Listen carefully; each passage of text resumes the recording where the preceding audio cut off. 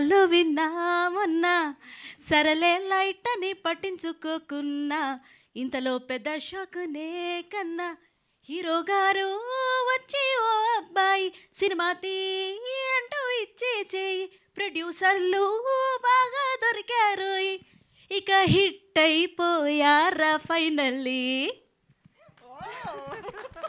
Thank you for the super hit lyricist.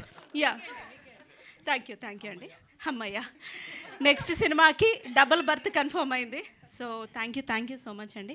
ఒక మంచి సినిమాని ప్లీజ్ ఆదరిస్తున్న వారికి థ్యాంక్ యూ. ఇష్టం వచ్చినట్టు మాట్లాడుతున్న వారికి we're so sorry, we pity your mind, state of mind.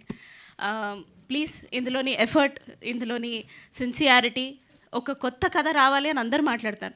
నిజంగానే కొత్త టించ్ తోటి ఏదైనా సినిమా వస్తే అందులో మళ్ళీ భూతద్దాలు వేసి తప్పులు వెతుక్కుంటారు. మళ్ళీ వాళ్ళు చేసే వీడియోలకి లైక్లు సబ్స్క్రైబ్లు చేయమంటారు. అవుట్ ఆఫ్ చాలా ఇరిటేషన్ చెప్తున్నాను, without the permission of the team. It's a fantastic cinema. Of course మేమందరం ఉన్నామన్న స్వార్థంతో చెప్పినప్పటికీ as an audience it is a fantastic attempt. చాలా కన్విన్సింగ్గా డైరెక్టర్ గారు అండ్ టీమ్ చేశారు. మా రోహిత్ గారికి, ప్రొడ్యూసర్స్కి అందరికీ ఇది సూపర్ ఫిలిం.